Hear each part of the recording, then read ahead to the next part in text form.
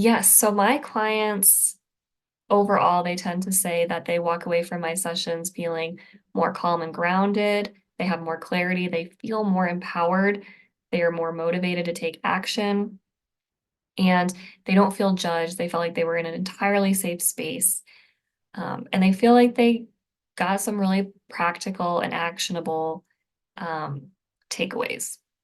So, some things that I've helped clients with, there was one lady, her job had been taken away at her company, and they said, "You can find a new role within the company." And she was like, "Oh, okay, what am I gonna do?"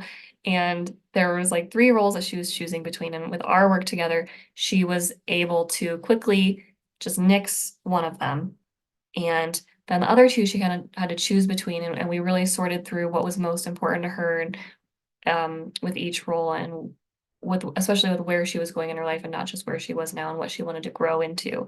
And she picked a role and she got it and now she's actually going to form a team around that as well.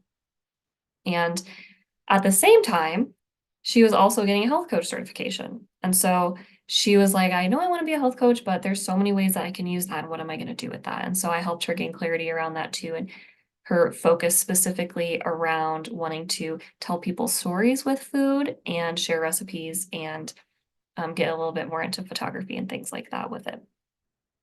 I've also worked with someone who um, they had some friends, but they hadn't really seen them very much lately. And they felt like, man, I haven't really talked to my friends for a while. Like, I don't know if they're going to be receptive if I reach out to them, but I don't want to be in my 50s and have no friends. Like, I want to be someone who can maintain my relationships. And because I know that that's so fulfilling, but it's so hard for me. He was so afraid of rejection. And I helped him realize that he was, af- he was afraid of rejection because then he would be left with no friends. But if he's not going out and talking to his friends, he's also left with no friends. So he decided, you know what? It's worth it. Like, it's worth it for me to put myself out there and reconnect with my friends and maybe make more friends and put in the effort that it can be so hard to do with everything going on in our daily lives. And so he's been able to reconnect with his friends several times over the months since we met. Well, as I've said already, I love learning about professional development and personal development. And so I still do that. I read books, I listen to podcasts, I just talk with people, I speak with other coaches, and then I myself have my own coach. I'm always improving, and I also get coaching mentorship on my own coaching. So those are the ways that I keep myself up to date. One area that I'm really looking to delve into at some point in the future, I kind of sort of dabbling, but not quite there yet, is really helping people with biohacking and tailoring their own wellness approach. As I've said, I find that so vital. I mean, you need your energy to be able to do all the things that you want to do.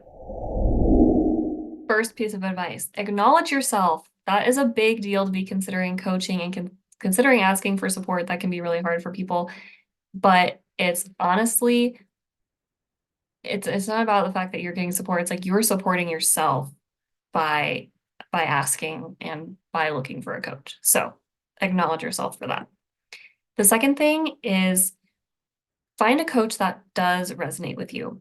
So every coach out there can do a decent enough job coaching, but it's just whether or not they're going to be someone that really has the experiences and just the overall essence that really speaks to you.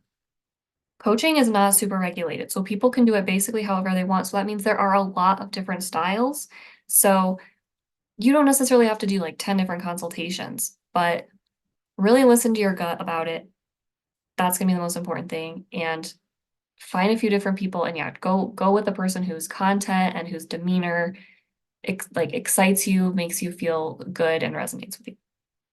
Third thing, you own the coaching process. So your coach is there as your support, kind of like if you are the CEO of your life, they're the person that can be like an advisor to you and someone to help support you, but you are ultimately in charge and they can't make the changes for your life for you. You have to make the changes. So definitely remember that if you're not ready to make changes and you want someone else to do it for you and that's why you're looking for a coach, then this is not the right time to find a coach yet. The fourth thing is to understand that there is a learning curve with coaching. Sort of it's not really something that people have necessarily done before, understand how to get the most out of it right away. You have to spend a little bit of time with it to figure out how it can most benefit you. So just understand that if you don't see results in the first 2, 3, even 5 sessions, that's normal, and really your results will kind of grow exponentially as you figure out the coaching process and how to get the most out of it.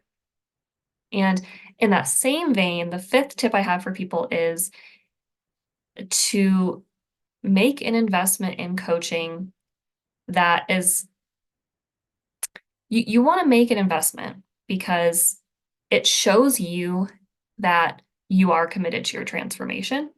It gets you excited, but don't make such a big investment if this is your first time looking for a coach that you go into a lot of debt because you might not necessarily get the most out of the coaching process quite yet, or you might not know if that coach is really the fit for you that you need, and you're still kind of figuring it all out. So find that balance between something that will motivate you, but not investing too much in something that's not quite the right fit for you.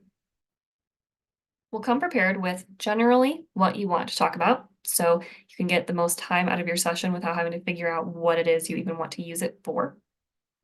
Also, be open to transformation. It can be really hard. Sometimes we really want to hold on to the ways that we're doing things, but you signed up for coaching to transform. So be open to new ideas and kind of willing to try on different thoughts and actions and things like that.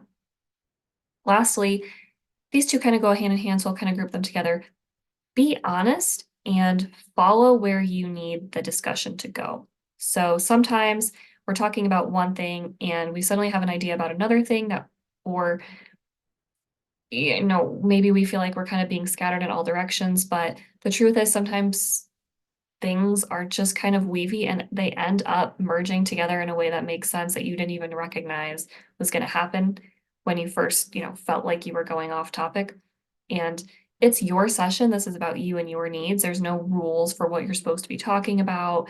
And, if something is really off base, the coach will help bring you back to what's going to serve you. But ultimately, this is about you and you processing what's going on in your own head. And so bring that up. Don't be afraid to um, say things. You're not going to get judged. You're in a totally safe space. It's all about supporting you. So be honest, be vulnerable, and let the session go where it's going to go.